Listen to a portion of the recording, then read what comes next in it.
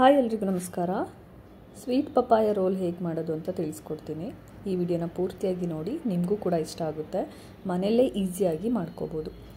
ಮದುವೆ ಮನೆ ಸ್ಟೈಲಲ್ಲಿ ಈ ಸ್ವೀಟ್ ಪಪಾಯ ರೋಲ್ನ ಮಾಡ್ಕೋಬೋದು. ನಾನು ನಿಮಗೆ ಇಲ್ಲಿ ಮೇಲ್ಗಡೆ ಲೇಯರ್ ಮಾತ್ರ ತೋರಿಸ್ತಿದ್ದೀನಿ. ಮೊದಲಿಗೆ ಕಾಯಾಗಿರುವಂಥ ಪರಂಗಿಕಾಯಿನ ತೊಗೊಳ್ಳಿ. ಬೂದುಗುಂಬಳಕಾಯಿಲು ಕೂಡ ಮಾಡ್ಕೋಬೋದು.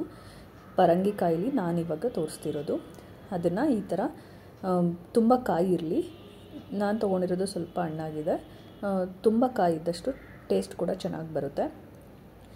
ಅದನ್ನು ಈ ಥರ ಸ್ಲೈಸಾಗಿ ಕಟ್ ಮಾಡ್ಕೊಳ್ಳಿ.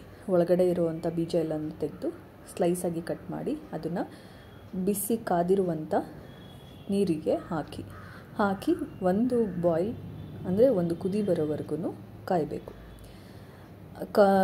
ಕುದಿ ಬಂದಾಗ ಅದನ್ನು ಚೆಕ್ ಮಾಡ್ಕೋಬೇಕು. ಸಾಫ್ಟ್ ಆಗಿರುತ್ತೆ.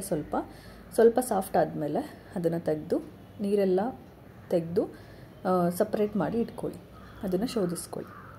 ಅದಾದ ನಂತರ ಒಂದು ಪಾತ್ರೆಗೆ ನೀರನ್ನ ಹಾಕಿ ರುಚಿಗೆ ಎಷ್ಟು ಬೇಕೋ ಅಷ್ಟನ್ನು ಶುಗರ್ನ ಹಾಕ್ಕೊಳ್ಳಿ.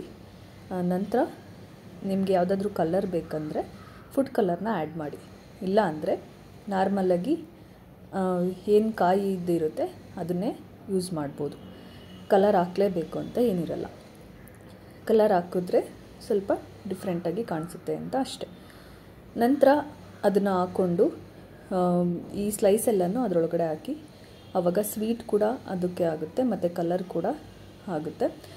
ಸ್ವಲ್ಪ ಒಂದು ಬಾಯ್ಲ್ ಬರೋವರೆಗೂ ವೆಯ್ಟ್ ಮಾಡಿ. ಸ್ವೀಟು ಮತ್ತು ಕಲರ್ ಎರಡೂ ಹಿಡಿದ್ಮೇಲೆ ಸ್ವಲ್ಪ ಹೊತ್ತಾದಮೇಲೆ ಆಫ್ ಮಾಡಿ. ಅದು ಮತ್ತೆ ಸಾಫ್ಟ್ ಕೂಡ ಆಗಿರುತ್ತೆ. ಅದಾದ ನಂತರ ಒಳಗಡೆ ಸ್ಟಫಿಂಗಿಗೆ ಏನಾದರೂ ಸ್ವೀಟನ್ನು ನೀವು ಮಾಡ್ಕೋಬೋದು. ಇಲ್ಲಾಂದರೆ ಇನ್ನೊಂದು ಸಲ ನಾನು ಒಳಗಡೆ ಸ್ಟಫಿಂಗಿಗೆ ಹೇಳ್ಕೊಡ್ತೀನಿ. ಕೋವಾ ಇದ್ದರೆ ಅದನ್ನು ಕೂಡ ಯೂಸ್ ಮಾಡಿ ಅದನ್ನು ಒಳಗಡೆ ಹಾಕಿ ಈ ಥರ ನಿಮಗೆ ಯಾವ ಶೇಪಲ್ಲಿ ಬೇಕೋ ಆ ಶೇಪಲ್ಲಿ ರೋಲ್ ಮಾಡಿ ಇಟ್ಕೊಂಡ್ರೆ ರಾ ಪಪಾಯ ಸ್ವೀಟ್ ರೋಲ್ ರೆಡಿ ಇರುತ್ತೆ.